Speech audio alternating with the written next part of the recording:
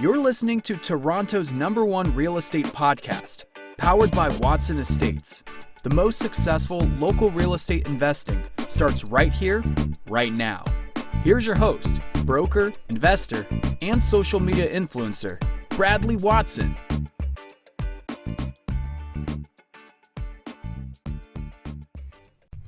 Good morning, investors. Bradley here from Watson Estates, getting you all warmed up for the new week. Happy Sunday, August 23rd, 2020. Here we are talking about our favorite topic, Toronto real estate. We are the largest, fastest growing podcast for that subject. And today we got a great lineup. We're going to start with discussing whether prices here in the city are going to go up or down through 2020. And I want to look at both viewpoints and really understand what a prediction of 5% increase according to RE/MAX actually means for prices. And what condition is the rental market in Toronto? Is it something that's going to be repaired? Is it something that's going to cause a problem? And if so, who is at risk? And why are experts worried about the deferral cliff? We're going to get into all those things today. And just to kind of lighten the mood a little bit, you know me, get to lighten things up. I saw an article from cbc.ca that really brought joy in my life, and I think it'll bring joy to you as well. Here's what it's called. Here's the list of license plates Ontario doesn't want on the road. So apparently they've rejected between May 1st, 2019 and May 31st, 2020, they've rejected 3,800 license plates. So they published some of the names, and I think they're hilarious. I'll share with you some of my favorite, because obviously they don't want abusive, obscene language or derogatory slang. So here's some of the ones that I spotted out that obviously are they're still kind of PG, like you kind of sneak them in there. So like F cancer, EFCANCER, F cancer. I think that's hilarious. And I hate 401, love it. Drugs and alcohol. How about 420 blaze or impaired? Yeah, I don't want a guy with a license plate that says impaired. Or human rights discriminations. I love this. Okay boomer or she thick. What's crazy is these are actual applications that people put that got rejected. And you're obviously nothing sexual is allowed. So my Cialis or send nudes is not allowed. Or best COVID. What about mask on or thanks Serb? Religious is not allowed either. God's plan or six God. I love that. And my personal favorite out of this entire article, I think is just absolutely hilarious. I would die laughing if I saw this on a plate, but it got rejected, is moistly. I love that. I love that. But my wife's car a couple years ago got stolen, and I asked her, were you able to get the guy? Like, what does he look like? Did you get a kind of like a description of him? She's like, no, don't worry. I got the license plate number. All right, we're having fun. Make sure you leave us a like, leave us a subscribe. We're going to continue to put out wonderful content. There's nothing more we can do today than dive deep into what is happening in our local real estate market. Here we go, guys. There's an article. The article of the day comes from TorontoStories.com. It's called Average Toronto Home Price Forecast to Rise Another 5% by the End of 2020.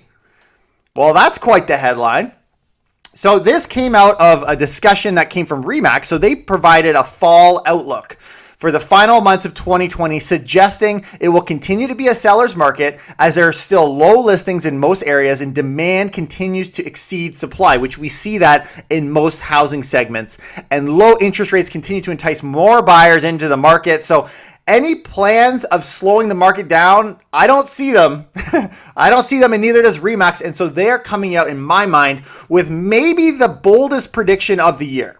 And you're going to get to that in a minute, why I'm saying that. That is quite a bold prediction. Is it possible? Absolutely. I don't think anyone is counting down what Toronto is capable of. We've just seen unbelievable numbers. But here's the thing. It's not just Toronto that's doing really well. I'm seeing articles around the world of real estate markets doing exceptional during the pandemic. Maybe it's because we're all at home, bored home, doing repairs to get them ready. And, instead of picking our nose, maybe we can sell it or get ourselves something nice.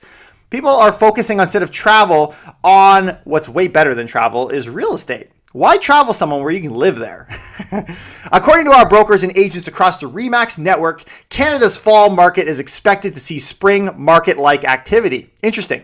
According to the RE/MAX Fall Market Outlook report, buyer preferences have shifted as more potential homeowners are turning toward homes near green space, yard space, and those with separate entrances. Very interesting. And we've seen this, we've been mapping this out, this trend, and this I believe is going to continue for the near term until things reopen, right? Until there is an opportunity for us to go back into the city. Why spend my time there? Everything's closed anyways. What's more, according to the report, the Toronto housing market is expected to see more listings in the fall, and average home prices are expected to remain stable. This is common, right? This is a common view. Things are going to be stable. I believe this as well. I believe it's going to be mostly seasonal in the fluctuations, which can be quite large themselves. But other than that, things are going to be quite strong here. Based on these factors, though, a 5% increase in the average residential sale price is expected in the Toronto housing market for the remainder of 2020. That is a fantastic number. A fantastic number. Fantastical number, some would say. Currently, the average price for a single-family home, just to lay the ground here, single detached home is $1.5 million, which is already 6.67% increase from Q2. When we look at the condos, and you guys know how they've been getting clobbered, they are up even since Q2, up 3.36% when paired up with townhomes. So condo and townhomes since Q2 are up over 3% as well. If 2020 has taught us anything so far, is that a lot can change in a short matter of time. Will there end up being a second wave of COVID this fall? I love this. This is from RE/MAX directly, their report. Will there be a second wave of COVID this fall, further impacting the housing market and creating further complications for the economy? Only time will tell. But for now, let's ease into fall with the expectations that things will continue to look up. So all things equal, RE/MAX is going to take an optimistic perspective. And do you blame them? I mean, they're a real estate brokerage. They're the largest in the world. I don't. RE/MAX is super confident. And they're advertising it everywhere they go. They continue to do it even during the lowest of COVID, telling of infinite price increases during even typical winter months is what they're saying now. Can you read the license plate from here? This is a joke. So picture this. RE/MAX is your driving instructor, right? Sitting in the car beside you, right? Oh, actually, they're not seeing it. This is the joke. They're not seeing the car beside you. They say, can you read the license plate from here? Yes. Now, can we please open the parachute? When do you pull the parachute on the whole thing is the question here. Like, it's not like a driving instructor. We're a falling instructor. We're a falling instructor. At some point, the ground is going to say no further. At least that's what betterdwelling.com has to say. And we know if you want the balance here, this is where they're going to come in. They have an article called National Bank of Canada, Canadian real estate prices fall, small increase when adjusted. And honestly, some of these arguments they give are just kind of sad. Like, it's really, like, I get the point. When you don't have news, you got to make up the news. And so this is the news that they're making up. Toronto saw its third month of consecutive price growth deceleration, but still climbed to a new high. Oh, that's terrible. That is terrible. If you're looking for a counter opposition point, that's a weak one, man. That's a weak one. Yeah, no, we saw price increases. In fact, we're the highest ever, but it's the third time in a row that the increases were slowing down. Prices in the region were up 0.3% in July and are now up 8.06% from last year. That's significant price increases. The monthly increase is in line with the national movement and prices are at new all-time highs. The rate of growth, however, has decelerated for another consecutive month, making it the second deceleration point. So this is what I find interesting, guys. How can we possibly expect that we're going to see price increases accelerating? Like, we know there was an instant rebound that we saw. Naturally, we're going to see deceleration. The question isn't whether it's going to decelerate in the speed of growth. Of course, as we round into the winter months, that's the case. The question is are we going to even see appreciation? That's what people want to know. Like, if you're going to invest right now and I'm telling you, oh, you're only going to get a 1% growth instead of a 5% growth, is that enough of a reason for you not to invest? A weak argument. But what is legitimate, an argument, if I could add to their point, is if you look at the year to date so far, we're actually lagging behind last year. We haven't even caught up to 2019. That's actually another point in favor of catching up to prices and activity anyways, and having things boosting through the roof. But I'm going to take the stand that I think that is a very bold, not impossible, but a bold prediction RE/MAX is making with 5%. And here's why. Last year, September and October were the highest price months of that year. Last year. okay, and we're in August, get ready, we will need to shine a lot to overcome those figures, right? So as we overcome September, October, the numbers are going to naturally, we saw an 8% jump into September last year. The numbers are going to seem a little harder to overcome. Actually, that might have been August even. So from October to December, okay, this is 2019, there was a $20,000 price drop, which was a seasonal price drop, actually lower than normal seasonal, but still a price drop nonetheless. So when I talk about naturally you see prices come down in the winter, this is what I'm talking about. This is a very natural thing. In fact, we had a lot of demand at the end of last year, which actually skewed these. But when we look by February 2020 from December, so October to December drops 20%, or 20,000, sorry. From that point till February, it jumped in price over $130,000. 130. So you're looking for a discount, right? You're looking for a discount right now in the winter months. You're thinking, you know what? There's going to be a discount. There's going to be a discount. And I've been saying that for a while. You're going to see seasonal discounts, even in the condo space, even if condos get caught, especially. But I would say seasonally, you're going to see price drops. But here's the thing. Don't wait so long. Don't get caught and run behind the car. Or what is this? What's the joke? What happens if the guy runs in front of the car? He gets tired. What happens to the guy that runs behind the car? Well, he gets exhausted. So you want to make sure you're on the train when it leaves the station. So don't get caught too much. But the winter months, of course, is going to give you some discounts seasonally. But if we're in a market as strong as we are and the red flags are as weak as they are, I mean, COVID could hit us again. It could hit us again. But in the meantime, we are in one of the greatest real estate markets in the world. In fact, I think we are the greatest in the world. Prove me wrong. But here's their 5% prediction. Okay, let me, because you're like, why is he still saying, like, he's a little optimistic to be. I think this is a very, very bold prediction. And let me tell you why. I don't think it's out of the question, but it's very bold, okay?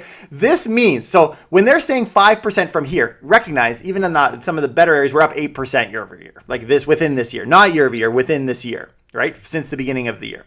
This means it will overshadow seasonal fluctuations. So not only are we going to have to beat what happened early in the year in the spring market and even into the summer, but we're going to have to outperform not just year over year, which is where you're going to be competing against kind of a December to a like December, right? And we're going to outperform that. That's one thing. That's not what they're saying. They're saying we're actually going to beat the best months of this year. So it's not just up 5% from last year, which we're almost a guarantee at this point. It's up 5% from the beginning of this year. So listen to this. This is where I want to go with this.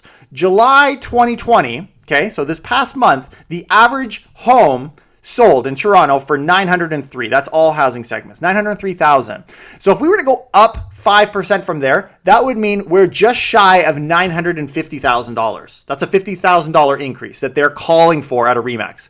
And if that's not surprising you enough, if we look at the stats in December of 2019, okay, December 2019's price was $780,000, significantly less, remember, because we had a $120,000 jump right out of the gate. So we were sitting at $780,000. So if we happen to get a 5% increase, the news is not going to say we saw 5% since August or since July. That's not the news. The news is going to be that we have an increase in price year over year of 21.6%, because that's what that would be year over year in order to get a 5% from here to the end of the year. Is that possible? Perhaps. We would need green lights all the way through, though. And it is a very bold prediction. It is bolder than anyone has ever gone before. I guess that's why RE/MAX is doing it. I'm guessing RE/MAX probably sells real estate in some of the most hidden countries in the world, places you don't even know exist, right? Their first interaction, there's like a tribe in an unknown land, and their first interaction is, "Hi, I'm from RE/MAX. Would you like to sell your home?" Moving on. NowToronto.com, next article. I want to talk a little bit about condo rentals. Condo rental listings jumped, according to their news source here, by 80%. And of course, we haven't had a ton of new stats. We've been kind of looking at some of the rental publications that have come out. But I don't know about you. I've noticed that people without license plates, they go very fast. Like, they seem to be going so much quicker when the license plate is off. So, I mean, that just tells me, my logical conclusion is that they have some serious heavy wind resistance. Right? Well, COVID is like a license plate. for the Toronto rentals, right? It's bringing leases to a near standstill. So when we look at the stats, according to TREB, Toronto condo rental listings were up 42% across the city year over year. Meanwhile, rents were down 24.8%. And prices are down, obviously, therefore, 9%. The average price fell as much as 22% in some downtown areas. The closer you get to the city, the harder hit they were. The skyrocketing supply in the Toronto condo market could be a contributing factor to the major decline in real estate prices. This is what we need to worry about, guys. If you have a rental property and you're worried about your prices of your rentals coming down, I think you've already been clobbered. I don't think that is a fear at this point. It's just a reality. What is a fear is if this translated into reduced prices, if we were to have an inflow of listings into our market. And I want to kind of continue this conversation into the Better Dwelling article we're going to do in a minute with the deferral cliff. But the new builds and decline in leases due to employment loss, low immigration can force condo owners to sell. This is the potential opportunity, but this is also, keep in mind, what's freaking people out in the condo space today, right now.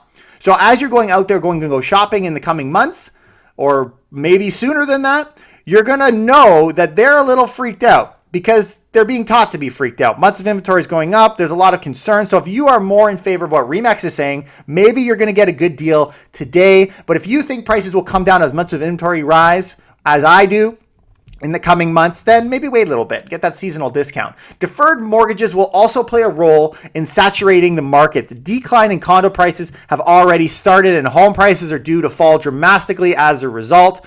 Dramatically. That's a good word. It's like drastically, but like an extra level of drama. If the market were a car, the rental market would have a tag on it that reads Dodge. And not because it's the manufacturer, it's more of a suggestion. But realtors, of course, remain confident, as we saw in Remax. The Remax report citing survey says that 32% of Canadians are opting for rural or suburban communities, and it adds that changing work dynamics see many workers setting up home offices, suggesting Canadians want more space. 48% say they want to live closer to green space. 32% say they want square footage in their home. 44% want outdoor spaces and personal amenities like a pool. Of course, because then you can't close it on me. When there's a second wave, I could stay in my own pool, go away, it's heated. You know, you got that nice little salt water going on. I can float. According to the Remax EVP, Christopher Alexander, 2 first names, government financial aid programs may be coming to an end in September. However, the pent-up demand and low inventory dynamic may keep prices steady and bolster activity for the remainder of 2020. Okay, we get the point. Relax, Remax. All right, let's move on, guys. We're going to get into our last topic, talking about the deferral cliff, the ever unforgiving deferral cliff. But before we get there, I wanted to share with you a couple of highlights I thought were really fun. Sergey C on YouTube, thanks for your comment, buddy. He said this: well, as for the spending, transport system in Canada is a joke, because we're talking about a lot of the transit production that's going to be coming out. They're doing these RFPs and they want these big transits that have been sitting on hold for a long time. And he makes a very good point. It's a joke.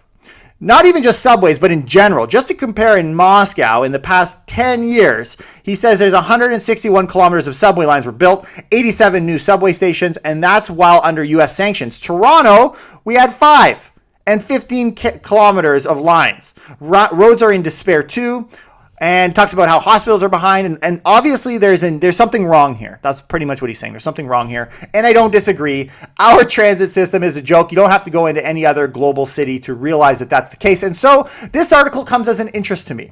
TheStar.com has an article that says, should the city subsidize your Uber? What's behind Ontario's controversial push for private, quote, microtransit? Many Ontario transit users were likely left scratching their heads this week at news the provincial government is pushing cities to consider replacing their least used bus routes with, quote, microtransit as a condition for receiving COVID-19 aid. Not a bad idea. The term can be described pretty much what it is it's a partnership between public transit agencies and private companies that provide on-demand service to riders along variable routes using vehicles smaller than buses. So much for we're going to leave the cars and we're going to go to buses. Now we're going to leave the cars, go to buses, but we're going to skip the buses and we're going to go to cars and we're just going to go to private cars that are Ubers. Really, that's what's happening here.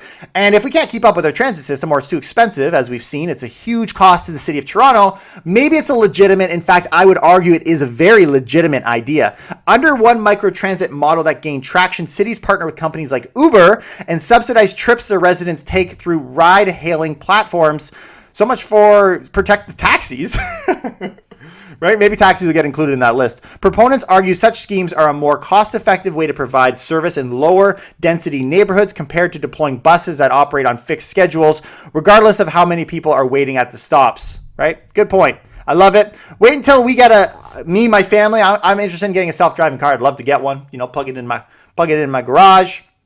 And nobody needed to drive at all, right? My first driving car, I was just thinking about it, like license plate. What would be a good license plate? I think if I were to run, especially if it was a commercial vehicle, I was running like an Uber, auto self-driving car. I'll stay at home and let it kind of go its own self and pick them up and do the route for me. I just get a license plate that says AFK BRB. Okay, we're going to move on to the debt deferral cliff in just a second, but I love this article from the Financial Post. Very interesting point to recognize that real estate isn't the end all and be all and end all. How do you say that? I don't know. It's not all just about real estate. It's about other forms of debt that the government is throwing as well, including a looming debt deferral in the space of student debt. Student debt. There are $11 billion in student loans to resume in October amid grim job prospects for graduates. Such an interesting point. And they ask students from the Canadian Alliance of Student Associations, these people that represent universities, the colleges, they're kind of asking them, what do you think? And if I were just to summarize the article, it wasn't enough. We need more money. Right? It wasn't enough. We've got $11 billion. It's just going to kind of pop up on us here as October rolls around. We got school coming on. I can't even go in the classroom. Anyways, I'm doing it online. I don't know why I'm being charged that high. Probably because all the subsidies the government has given. But you know what? Give me some more because I can't afford this. Plus, I can't find a job. Right? I can't find a job. Give me grants. Give me this. Give me that. CERB's not enough. It's all not enough. And ultimately, what this is going to do is it's going to delay first-time home buyers, of course, right? But the trade-off is less taxes for the rest of us, right? So there's obviously a battle on how much taxes is appropriate, how much spending is appropriate in keeping everyone alive. Did they get a nice little hand-me-down, right, in the benefit they got, the education benefit? Of course. The student benefit was a lot of money. They got a lot of money. Is it enough? If you ask them, they say no, but this is also why you got these 18-year-olds that are still in university that are electing liberal people because you're going to pay for my school? 30% tuition grants. I like that. You know what? I can get behind this smoking weed thing. Let's do it. But okay, we're going to move on. So that's a second deferral cliff that obviously isn't as applicable, but still interesting as we see the spending going out of control in our country, which is going to lead to taxes, which is going to lead to, principal residence, capital gains tax and wealth taxes and all these things that we have to look forward to in our future. But apparently, according to betterdwelling.com, we're all a bunch of sheep headed for a cliff. Better Dwelling is our only salvation. They're our great shepherd. We got to give them a license plate. Maybe U-Haul? Hop in, sheep! Well, here's what Canada's mortgage deferral cliff looks like and why experts are worried. It's like, who's worried? I have not seen that many experts worried, but apparently they're worried. The reason is a term only finance and banking nerds have used, the deferral cliff. The deferral cliff is the expiration of programs that bought distressed owners a few months ago, a few extra months. That's what it said. So buying us some extra time. Of course it did that. But I would argue it also bought time. It bought extra money for people who wanted to spend money on other places and reduce their credit card debt, for example, which we've seen in the statistics. But industry experts apparently warned that mortgage deferrals give a false sense of security. Since people haven't seen any defaults or distressed sales, moral hazard was created. Ooh. That is, people now think housing markets have no risk. I mean, kind of. But you know what? I already kind of thought that. So I don't know if this is what changed my mind. I don't know. Most Canadian mortgage payment deferrals will expire in October. And for people who get overly critical, it's like, oh, you people, you're just pumping it up. You're so biased. You damn biased real estate agent. You just want prices to go up and down. Well, ain't no roller coaster been fun when it's flat, man. Except for bumper cars. Those are awesome. The ups and downs is where we make our money on a day-to-day basis. Of course, invest for the long term. That's what I should say. That's the scripted answer. Okay. Most Canadian mortgage payment deferrals will expire in October. Since the longest deferrals are 6 months, we don't really see any issues popping up until October. And then I don't know where they pulled these numbers from. Maybe their rear end. Okay. 500,000 mortgages will expire in October, followed by another 221,000 in November, and a big dip lower to 15,000 in December. How do you get that number? Like, where did you get that number? Because the numbers I've seen is more than half of them are already stopped their mortgage deferral programs, which means that you can't still have numbers of 750,000 people. Like, I don't get it. But that's the numbers they've got. There's a mild bump higher with 24,000 in January, and February won't be known until the cut of the reach next year. But they do make a good point. They said don't confuse the expiration of payment deferrals with a spike in arrear rates. So it takes 90 days of non-payments of a mortgage to fall into arrears, at which point you have your property seized and they take it and game over. This means that if we did have an October, right, we're talking October to November, December to January, we would see power of sales shoot through the roof in January. And remember what I said. February last year, we saw a price increase of $120,000, and Remax is predicting a 5% increase in prices. So before you go and hit power of sale and you got a noose around your neck, you have that opportunity for the 90-day window to try and sell the thing yourself. So if we were in a market where everyone's dumping their property and nobody's there to buy it, then we would have a problem. And that is what they're saying as the case here. But if you believe Remax's point that we are going to have at least a half decent market going into the wintertime. And of course, into next year, we're going to have exceptional with interest rates being so low and the prospect of COVID hitting us probably behind us at this point with a vaccine maybe en route. Do you think that you won't be able to sell your property? Do you think so? Or at least dump your property. Forget sell it, at least dump it. And I think you will. And I'm optimistic.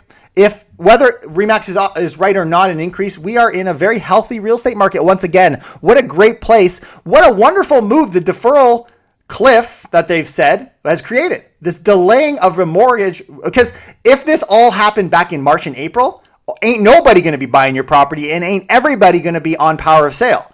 But of course, we didn't see that. The CERB worked magically.